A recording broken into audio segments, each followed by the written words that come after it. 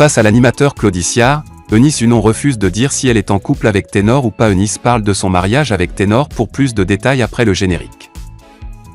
Avant de commencer, n'oubliez pas de vous abonner et d'activer la cloche de notification car cela va vous permettre de ne plus manquer à nos prochaines vidéos. C'est parti!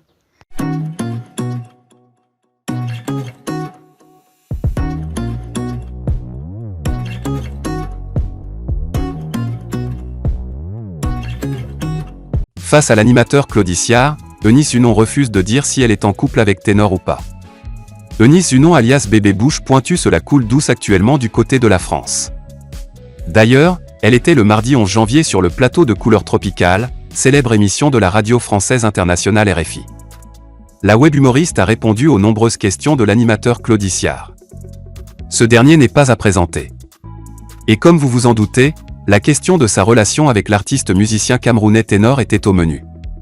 Cependant, l'Ivoirienne est restée très évasive dans sa réponse, refusant de dire si elle est en couple avec le rappeur oui ou non. Toutefois, elle affirme attendre des garanties avant de se prononcer ouvertement. Nous ne saurions vous dire lesquelles.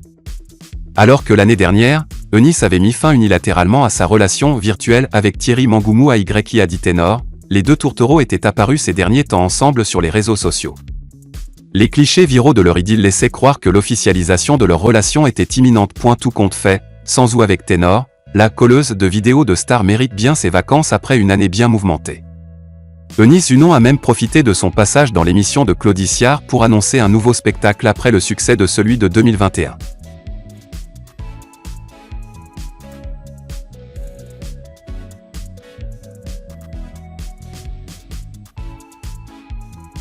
Proposition indécente dans le showbiz, Zota raconte comment elle a résisté.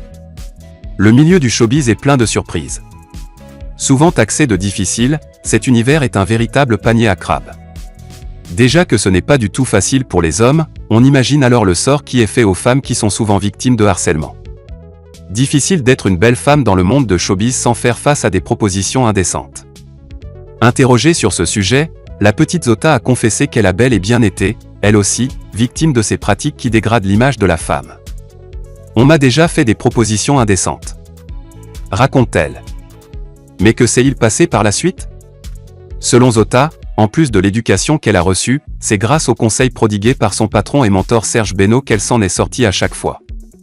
Car dès le départ, celui-ci lui a dit de ne jamais se presser dans la vie et de faire preuve de patience dans le choix qu'elle avait opéré.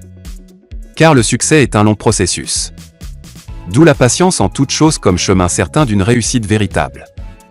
C'est donc cette culture de la patience qu'elle a observée, en refusant systématiquement des propositions parmi les plus alléchantes, trébuchantes et tentantes qui fusaient souvent de toutes parts.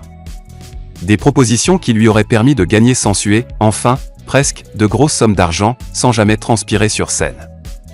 De sorte qu'elle remercie aujourd'hui son mentor pour ses conseils avisés et son appui, grâce auxquels elle put résister et avancer honnêtement dans sa carrière.